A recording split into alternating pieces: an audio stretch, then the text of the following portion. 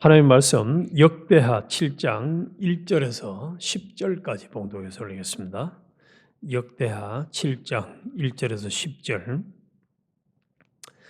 솔로몬이 기도를 마침에 불이 하늘에서부터 내려와서 그 번제물과 제물들을 사르고 여호와의 영광이 그 성전에 가득하니 여호와의 영광이 여호와의 전에 가득함으로 제사장들이 여호와의 전으로 능히 들어가지 못하였고 이스라엘 모든 자손은 불이 내리는 것과 여호와의 영광이 성전 위에 있는 것을 보고 돌을 깐 땅에 엎드려 경배하며 여호와께 감사하여 이르되 선하시도다 그의 인자하심이 영원하도다 하니라. 이에 왕과 그 모든 백성이 여호와 앞에 제사를 드리니 솔로몬 왕이 드린 제물이 소가 2만 2천 마리요 양이 12만 마리라. 이와 같이 왕과 모든 백성이 하나님의 전에 낙성식을 행하니라. 그때의 제사장들은 직분대로 모셔 서고 레위 사람도 여호와의 악기를 가지고 섰으니 이 악기는 전에 다윗 왕이 레위 사람들에게 여호와께 감사하게 하려고 만들어서 여호와의 인자심이 영원함을 찬송하게 하던 것이라. 제사장들은 무리 앞에서 나팔을 불고 온 이스라엘은 서 있더라. 솔로몬이 또 여호와의 전 앞들 가운데를 거룩하게 하고 거기서 번제물과 화목제의 기름으로 드렸으니 이는 솔로몬이 지은 놋제단이 능히 그 번제물과 소제물과 기름을 용납할 수 없음이더라. 그때의 솔로몬이 7일 동안 절기를 지켰는데 하맛 어귀에서부터 애굽 강까지의 온 이스라엘의 심히 큰 회중이 모여 그와 함께 하였더니 8째 날에 무리가 한 성회를 여니라. 제단의 낙성식을 7일 동안 행한 후 이 절기를 7일 동안 지키니라. 7째 달 제23일에 왕이 백성을 그들의 장막으로 돌려보내매 백성이 여호와께서 다윗과 솔로몬과 그의 모든 백성 이스라엘에게 베푸신 은혜로 말미암아 기뻐하며 마음에 즐거워하였더라. 아멘. 오늘 아침에는 약속의 성취와 순종의 길이라는 제목으로 같이 은혜를 나누겠습니다. 약속의 성취와 순종의 길. 오늘 조금 전에 찬송 불른 그 가사 내용 중에도 만복의 근원 대신 하나님을 찬송을 했습니다. 저는 아침에 여기 오기 전에 우리 딸이 이제 여기 와서 잠깐 있다가 가서 공항에 데려다 주고 오면서 부모의 마음으로 자식에게 좀 더 잘해주고 싶은 그런 마음이 마지막까지 있었죠. 그런데 이번에 이제 7장, 내일 할 8장을 묵상을 하면서 우리 하나님 아버지가 얼마나 우리 하나님의 자녀된 우리들에게 또 성경에서는 이제 이스라엘 백성들에게 잘해 주셨는가, 또 은혜를 많이 주셨는가, 또 주시기를 원하시는가 하는 것을 깊이 묵상하게 되어집니다. 그래서 하나님은 요한 3서에도 말씀한 대로 우리가 범사가 잘 되기를 원하시거든요. 잘 되기를 원하세요. 심지어는 징계를 주는 것은 본심이 아니라고까지 하셨잖아요. 그래서 우리가 하나님의 말씀을 묵상하고 하나님을 알아가면 알아갈수록 하나님은 우리가 잘 되기를 원하시는데 이 역대하 7장은 이스라엘 역사에서 가장 찬란하고 영광스러운 순간을 기록하고 있습니다. 그래서 솔로몬 왕이 성전 봉헌 기도를 마치자 하늘에서 불이 내려와 번제물과 제물들을 사르고 또 여호와의 영광이 성전에 가득했다. 그래서 좀 전에 읽은 것처럼 얼마나 영광이 가득했는지 제사장이 들어가지 못할 정도로 그렇게 하나님의 영광이 충만했다고 말씀하고 있습니다. 우리는 흔히 성전이라는 건물에 집중하기 쉽지만 오늘 본문은 우리에게 보여주는 핵심은 건물이 아니라 그 성전의 주인 되시는 하나님의 인재와 약속을 명확히 보여주고 있다는 사실입니다. 그래서 하나님께서는 풍성한 재물을 기쁘게 받으셨을 뿐만 아니라 밤에 솔로몬에게 나타나셔서, 나중에 안 읽었습니다만 뒤에 이제 11절 이하에서도 나오는데, 구체적인 약속과 또 더 나아가서는 경고, 내가 솔로몬, 네가 또 백성들이 내 말을 지키지 않으면 어떻게 된다 하는 그 경고를 주고 있는데, 먼저 방금 읽은 1절에서 이 10절을 묵상하면은 제일 놀라는 게 뭐냐? 재물을 드린 재물의 숫자가 얼마나 많은지 말이죠. 자, 다시 한번 보십시오. 4절. 이에 왕과 모든 백성이 여호와 앞에 제사를 드리니 솔로몬 왕이 드린 재물이 소가 2만 2천 마리요 양이 12만 마리라. 왕과 모든 백성이 하나님의 전낙성식을 행하니라. 이 재물의 숫자 보고 안 놀라셨어요, 혹시? 소가 2만 2천 마리, 양이 12만 마리. 저는 소는 안 잡아봤습니다만 양도 잡아보고 돼지도 잡아봐서 이 한 마리가 양이 얼마나 많은지를 알아요. 얼마나 많은지. 근데 소 한 마리는 양이나 이 돼지에 비해서 비교가 안 돼요. 소는 돼지에 비해서 거의 한 8배 정도 크단 말이에요. 이 덩치가 크단 말이에요. 그런데 12만 마리의 소를 잡았대. 일주일 동안에. 양이 또 소가 1만 2천, 2만 2천 마리, 2만 2천 마리, 양이 12만 마리. 어마어마해요. 이거 상상을 초월하는 숫자입니다. 그래서 야, 이렇게 많은 짐승을 가지고 제사를 드릴 수 있도록 하나님이 솔로몬과 이스라엘 백성들에게 은혜를 주신 거예요. 이게 중요한 거예요. 우리 하나님의 은혜를 주고 복을 주려고 하면은 한마디로 무한대로 줄 수 있는 분이 무한하게. 그래서 저는 농사에 대한 지식이 좀 있는 사람으로서 성경을 읽으면서 항상 제가 가지고 있는 지식으로 이해 안 되는 것 중에 하나가 뭐냐. 이삭이 하나님 앞에 복을 받으니까 그 해에 100배의 수확을 얻었다. 그 해에 100배. 그러면 100배의 수확을 얻으려고 하면요. 농사를 지어본 분들은 알 거예요.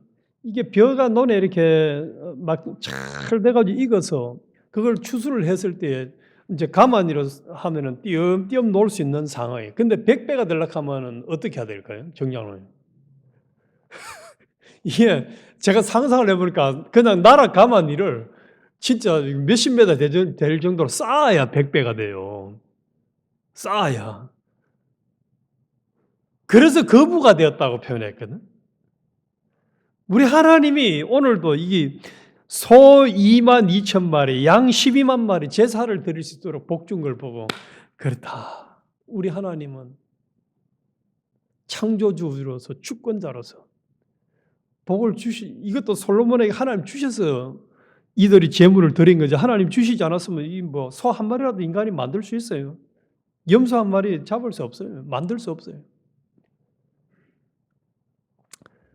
그래서 하나님이 주신 것 가지고 이들은 하나님 앞에 제대로 제사를 드렸어요. 그래서 우리가 늘 잊어버리지 말아야 될 것 중에 하나가 우리가 가지고 있는 건강, 또 우리가 가지고 있는 물질, 우리가 가지고 있는 심지어는 이 기억력, 모든 것은 다 하나님이 주셔서 가지고 있는 것입니다. 그래서 역대상 29장 14절에 보면 나와 내 백성이 무엇이기에 이처럼 즐거운 마음으로 드릴 힘이 있었나이까. 모든 것이 주께로 말미암아 싸우니 우리가 주의 손에서 받은 것으로 주께 드렸을 뿐이라. 우리가 앞에서 묵상한 것처럼 다윗이 성전 건축을 위해서 얼마나 많은 재료를 준비를 했습니까? 그런데 다윗이 뭐라고 고백했죠? 하나님께 받은 것 가지고 하나님께 드렸을 뿐입니다. 이 고백을 했어요. 오늘 아침에 우리가 제일 먼저 기억을 할 것은 하나님은 우리에게 엄청나게 풍성하게 주시기를 원하신다. 또 그것이 얼마든지 이루실 수 있는 분이다 하는 것을 본문은 명확하게 보여주고 있고, 그런데 그것을 하나님 앞에 이 백성들이 지금 즐겁게 들었잖아요.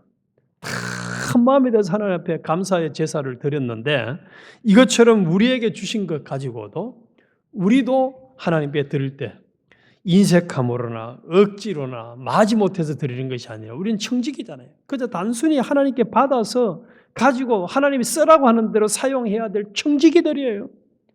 그것을 기쁨으로 쓰면은 드리면은 하나님은 더 많은 것을 주시기를 원하신다. 주시기를 원. 그래서 우리의 수입이 생기거나 또 가진 것이 성과를 거두었을 때 주님이 주신 것을 주님께 드립니다라고 시인하고 또 하나님께 영광을 돌리는 우리의 삶이 되어야 된다. 그래서 하나님께 그냥 단순히 물질을 드리고 하나님 앞에 이렇게 이거 하나님 오늘 헌금합니다 이런 자세가 아니라 진심으로 우리의 마음을 담아서 하나님 것을 하나님께 드립니다 하고 드릴 때에 하나님이 흡족하게 받으시고 또 은혜를 더 주실 수 있다. 이것을 우리는 오늘 아침에 첫 번째로 꼭 명심을 하십시다. 그리고 11절부터 16절은 읽지 않았습니다만 우리 하나님은 축제가 끝난 뒤에 솔로몬에게 나타나셔서 내가 이미 네 기도를 듣고 이곳을 택하여 내게 제사하는 성전을 삼았으니 라고 말씀한 14절을 제가 한번 읽어볼게요. 내 이름으로 일컫는 내 백성이 그들의 악한 길에서 떠나 스스로 낮추고 기도하여 내 얼굴을 찾으면 내가 하늘에서 듣고 그들의 죄를 사하고 그들의 땅을 고칠지라. 우리 하나님은 하나님의 얼굴을 구하는 자에게 회복의 길을 열어주신다는 것을 지금 말씀을 하고 있습니다. 하나님의 얼굴을 찾아야 됩니다. 이게 우리가 회복할 수 있는 유일한 길이고 지름길입니다. 많은 사람들이 신앙생활을 하면서 또 살아가면서 이런저런 난관에 부딪힐 때에 이걸 어쩌지? 어떡하지? 심지어는 한국에서는 그런 말이 있어요. 교회 권사님들이, 집사님들이, 장로님들이 점집에 간다고. 점집에 가서 내 앞으로 운세가 어떻게 되겠냐고. 참 가슴 아픈 일이죠. 오늘 하나님이 14절에 분명히 말씀합니다. 악한 길에서 떠나 스스로 낮추고 기도하여 내 얼굴을 찾으면 내가 하늘에서 듣고 응답해 주겠다는 거예요. 그래서 스스로 낮추라는 거예요. 겸손의 시작을 하라는 거죠. 하나님이 가장 먼저 인간에게 요구하는 것은 능력이 아니라 태도라는 것입니다. 스스로 낮춘다는 것은 무릎을 꿇는다는 거예요. 무릎을 꿇는다. 그래서 회복은 내가 할 수 있다 해서 시작되지 않고 하나님 없이는 할 수 없습니다 하고 스스로 낮추는 것. 하나님 없이는 할 수 없습니다. 복음서에서 나오잖아요. 예수님이 어떤 분인지를 몰랐다가 알고 나니까 뭐 합니까? 엎드리잖아요, 그냥. 나는 죄인으로서입니다. 나는 죄인입니다. 그래서 우리의 회복은 이거는 우리 자신들뿐만 아니라 모든 사람에게 다 해당되는 거예요. 스스로 낮추는 건 나는 할 수 없습니다. 하나님만이 할 수 있습니다. 이거. 그리고 두 번째로 기도하여 내 얼굴을 구하는 겁니다. 하나님의 얼굴. 그래서 하나님의 축복이 아닌 하나님 자신을 구하라는 거예요, 이게. 우리는 눈에 보이는 물질을 원하잖아요. 그래서 물질이 많으면 저 사람 복 받았다.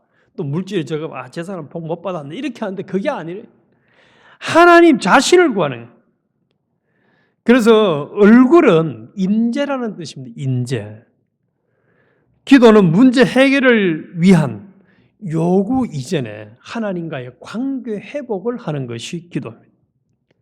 그래서 프랑스 성경은 요 대목을 내 얼굴을 찾다라고 번역을 했다고 합니다. 그래서 하나님을 찾는 것, 하나님의 임재를 구하는 것. 여기서 우리의 회복이 일어난다는 것. 그리고 악한 길에서 떠나면이라고 말씀했는데 회개는 감정이 아니라 생각이 아니라 방향의 전환이에요. 지금까지 악이 뭡니까? 자기 중심, 자기 위주대로 살고 물질 중심, 물질 위주로 사는 것을 하나님 중심, 하나님 위주로 살겠다고 방향을 바꿀 때에 그럴 때에 하나님이 들어주시겠다. 그리고 그들의 땅을 고칠지라. 땅은 삶의 영역이잖아요. 우리가 살고 있는 삶의 영역. 우리가 살아가는 모든 영역, 집이든 길이든 거기서 하나님이 고통의 원천을 제거해 주고 은혜를 회복을 시켜 주시겠다는 거예요. 그래서 우리가 우리 자신들을 낮추고 하나님의 얼굴을 구하고 회개하면서 하나님의 은혜를 구하면은 우리의 삶은 한마디로 무슨 삶이 되겠습니까? 만사 형통하리로다가 되어지는 거예요. 어디로 가든지 형통하리로다 하는 그 약속이 이루어지니까 그거는 성경에 수많은 사람들이 증거를 하고 있고 또 우리도 상당 부분 경험한 부분이 있잖아요. 하나님이 은혜 주니까 형통하리로다 하는 그 내게도 하나님이 형통하게 은혜를 주셨다는 것을 알 수가 있습니다. 그래서 우리가 꼭 이 시간 이후에 항상 하나님을 구해서 하나님을 모시고 하나님 주시는 은혜로 살아가고자 하는 이것이 여기에 있습니다. 요 삶을 살면은 16절에 하나님은 엄청난 약속을 하십니다. 이는 내가 이미 이 성전을 택하고 거룩하게 하여 내 이름을 여기에 영원히 있게 하였습니다. 내 눈과 마음이 항상 여기에 있으리라. 하나님의 눈과 하나님의 마음이 솔로몬의 성전에 항상 함께 있겠다. 우리 계속해서 지금 증거받은 대로 오늘날 성전은 어디입니까? 우리 자신들 아닙니까? 우리 자신들의 성전을 거룩하게 진실하게 또 아주 영광스러운 성전을 만들면은 하나님의 눈과 하나님의 마음이 항상 우리에게 있겠다는 거예요. 얼마나 감사한 일입니까? 하나님이 나를 항상 챙기시겠다는 거죠. 그러면은 다 상황 끝난 거지. 하나님이 챙기시면 다 끝나는 거예요. 이것은 마치 예수님이 너희는 무엇을 먹을까 마실까 염려하지 말고 그 나라와 그 의만 구하라. 그래야만 이 모든 것을 내가 대해주겠다. 말씀한 것처럼 다 대해주겠다. 우리는 우리가 뭐가 필요한지도 모르잖아요. 종종 그 간증들 들어보면 비행기를 놓쳐가지고 큰일 났다 싶은데 그 비행기를 안 탄 것이 오히려 더 일이 잘 된 사례들을 들을 수가 있어요. 하나님이 교통정리를 딱 해주시면은 하나님의 마음이 우리 자신들과 항상 함께 있으면은 하나님의 눈이 우리를 항상 지켜보고 있으면 어떻게 하겠습니까? 전부 다 그의 삶은 평강이고 자유고 형통이에요. 형통이에요. 이번에 샌디에고 가가지고 라울라 비치에 가니까 고래들이 새끼를 다 놨더라고요. 보는 거. 새끼를 전 처음 봤어요. 새끼를 한 마리당 새끼 한 마리씩 나가지고 전부 다 이제 있는데 그 새끼들이 어떻게 움직이는 어머니는 계속 살피는 거야 그냥. 그리고 내 새끼가 다른 놈한테 조금 이렇게 방해받으니까 그 어미가 또 가서 막 치고 말이야. 야, 참 이 고래들도 새끼 챙기는 게 이게 보통 아니구나. 물속에서나 모래에 나와서도 그렇고. 우리 하다못해 고래도 새끼를 그렇게 챙기는데 오늘 하나님이 16절에 뭐라고요? 영원히 내 마음과 내 눈이 여기에 있을지라. 하나님이 우리를 살펴주시고 하나님 마음이 우리를 보살펴주시는 하나님의 이런 섭리가 우리와 함께 한다면 우리만큼 복 있는 사람이 있겠습니까? 없어요. 최고 복 있는 사람으로 살아갈 수 있는 거예요. 얼마나 감사한지. 웬언의 웬사람 우리가 이런 하나님의 사랑과 섭리와 간섭의 대상이 되어 있는지. 할렐루야. 그래서 우리가 이런 멋진 길을 살아갈 수 있는데 하나님이 마지막으로 경고를 하십니다. 자, 19절에 봅시다. 그러나 너희가 만일 돌아서서 이제 아까는 하나님의 얼굴을 구하라고 했는데 하나님의 얼굴을 구하지 않고 돌아서서 내가 너희 앞에 둔 내 율례와 명령을 버리고 가서 다른 신들을 섬겨 그들을 경배하면 내가 너희에게 준 땅에서 그 뿌리를 뽑아내고 내 이름을 위하여 거룩하게 한 이 성전을 내 앞에서 버려 모든 민족 중에 속담거리와 이야기거리가 되게 하리니. 하나님이 어떻게 하시겠다고 말씀하십니까? 하나님을 버리고 하나님 말씀을 버리고 악한 길로 돌아서면은, 하나님의 얼굴을 구하지 않고 돌아서면은 하나님께서 뿌리를 뽑아버리겠대요. 뿌리를 뽑아버리겠대요. 뿌리를 뽑으면 어떻게 돼요? 바짝 말라 죽어버려요. 참 허무한 겁니다. 너무너무 비참하게. 그리고 심지어는 이야기거리와 속담거리가 되게 하겠다. 얼마나 망할 대로 바짝 망했으면 지나가는 사람들이 아이고 어쩌다 저렇게 됐노. 예수 믿는다고 하더만은 너무 안 됐다. 불쌍하다. 이런 사람이 된다는 거예요. 실제로 이 사례가 있습니다. 이스라엘 백성들이 말년에 이제 지금 역대 이제 구약으로 다 구약이 끝나가는 마지막 때에 가면은 하나님을 버려가지고 완전히 망했어요. 우리가 사마리아인이라면 아주 나쁜, 아주 불쌍한 사람, 아주 천한 사람들을 생각하죠. 사마리아인이라고 다른 민족들이 이스라엘 백성들을 부르는, 바짝 망해가지고 포로로 다 잡혀가고 종살이하게 되어지고. 우리 하나님요, 약속 반드시 지키시고 하나님의 얼굴을 구하지 않고 하나님의 율례와 계명을 버리면, 오늘 우리는 이 하나님 말씀을 버리고 하나님의 음성을 듣지 않고 순종하지 않으면 하나님이 그렇게 만들겠다.